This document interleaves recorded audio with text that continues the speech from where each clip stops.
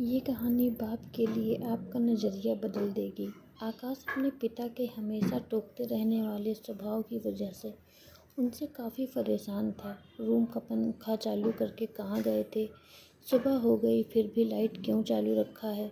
जब देख नहीं रहे हो तो टीवी क्यों चालू करके रखते हो? बाइक ठीक से पार्क क्यों नहीं करते? कभी तो अपने जूते पॉलिश कर लिया करो।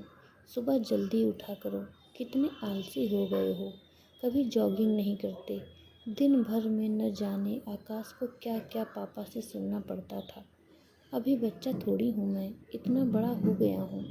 2 दिन बाद मेरा नौकरी के लिए इंटरव्यू होना है और पापा का बर्ताव किसी छोटे बच्चे जैसा है मेरे साथ। एक बार मुझे नौकरी लगने दो, छोड़कर चला जाऊँगा पापा को। शहर में ही रहूँगा, फिर पता चलेगा उन्हें।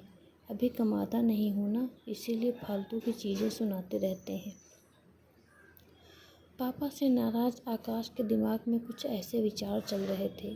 2 दिन बीत गए और आज वही दिन था जिसका आकाश को बेसब्री से इंतज़ार था। आज उसके इंटरव्यू का दिन था। सुबह सुबह जल्दी उठकर भगवान का आशीर्वाद लेकर आकाश उस जगह पहुंच गया जहां पर इंटरव्यू होना था। जिस बिल्डिंग में इंटरव्यू था उसके गेट पर कोई भी गेट कीपर नहीं था। आकाश ने देखा कि गेट एक साइड से टूटा हुआ है, लेकिन कुछ स्क्रू फिट करने से वह सही हो सकता है। आकाश ने रुककर स्क्रूज को टाइट कर दिया और गेट को सही करने के बाद वह बिल्डिंग में घुस गया। बिल्डिंग में दूसरे फ्लोर पर एक ऑफिस था जहां पर इंटरव्यू के लिए व्यवस्था की गई थी। जैसे ही आकाश उस फ्लोर पर पहुंचा तो उसने देखा कि ऑफिस के बाहर लोगों ने इधर उधर जूते और चप्पल निकाल रखे थे, जबकि वहां पर जूते चप्पल रखने के लिए स्टैंड रखा था। यह देखकर आकाश को अचानक अपने पापा की याद आ गई, जो उसे भी अक्सर अपने जूते चप्पल रखने को लेकर हमेशा टोकते रहते थे।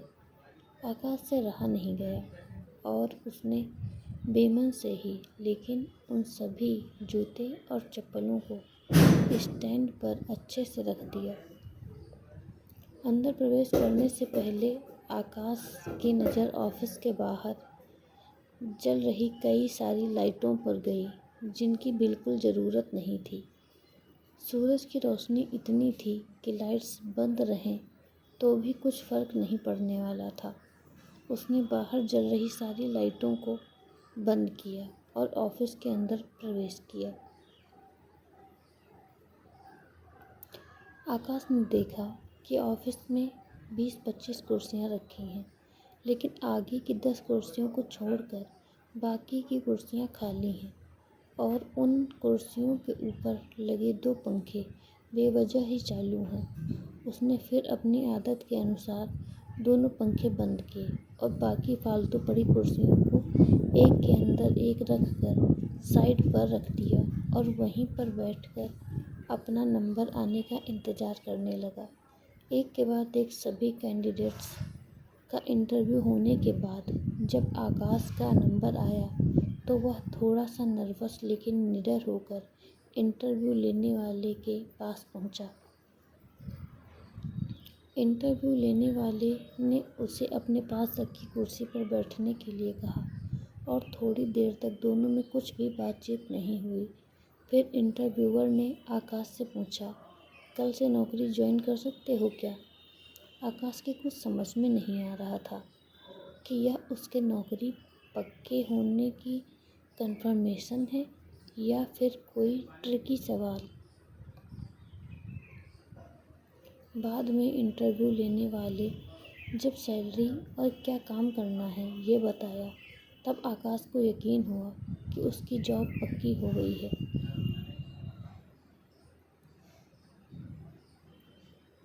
आकाश बहुत खुश था, लेकिन समझ नहीं पा रहा था कि ना कोई सवाल ना एक्सपीरियंस के बारे में पूछा। फिर कैसे उसे जॉब के लिए फाइनल कर लिया गया। उसके चेहरे पर सवालिया एक्सप्रेशन देख इंटरव्यू लेने वाले ने खुद ही कहा, कुछ सवाल और पेपर्स कभी आदमी की काबिलियत नहीं बता पाते। हमने इस बिल्डिंग में प्रवेश करने से लेकर प्रतीक्षा कक्ष तक कुछ अव्यवस्थाएं सेट करके रखी थीं। वही आप सभी के लिए परीक्षा थी। हमने सीसीटीवी पर देखा कि आने वाले सभी कैंडिडेट्स में आप ही एक अकेले ऐसे थे जिन्होंने गेट के स्क्रू ठीक करने से लेकर बेवजह चल रहे बल्ब और पंखे बंद कर दिए। ऐसा कर आपने अपना चीज़ों को यूटिलाइज करना और बचत तथा रिजेक्शन कम करने जैसे गुण दिखाए। आगे बढ़कर आपने बूट और चप्पल और कुर्सियाँ ठीक करके दिखा दिया कि आप अपने काम के लिए कितने वफादार हो सकते हैं और किस हद तक जा सकते हैं। बस हमें इतने गुण काफ़ी हैं आपको नौकरी पर रखने के लिए। पूरी बात समझ में आने पर आकाश को फिर से अपने पापा याद आए और याद आई उनकी कही हर बात।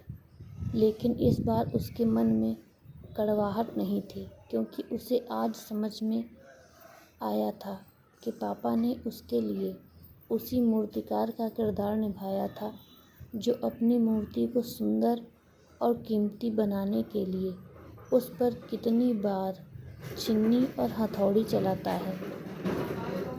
आकाश को नौकरी मिलते ही अपने बाप से दूर भागने की सोच रहा था, तो नौकरी का कंफर्मेशन लेटर और साथ में मिली 1 महीने की एडवांस सैलरी को घर पहुंचते ही अपने बाप के कदमों में रख देता है।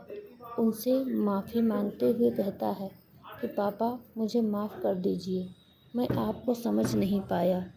अपने बेटे के लिए आंखों में खुशी और गर्व के आंसुओं के साथ पापा आकाश को गले से लगा लेते हैं और उसके सिर पर प्यार से हाथ फेरते हुए उसे आशीर्वाद देते हैं। दोस्तों, जब भी आपके पेरेंट्स आपको कुछ कहें तो उसके पीछे का कारण ज़रूर जानने की कोशिश करना।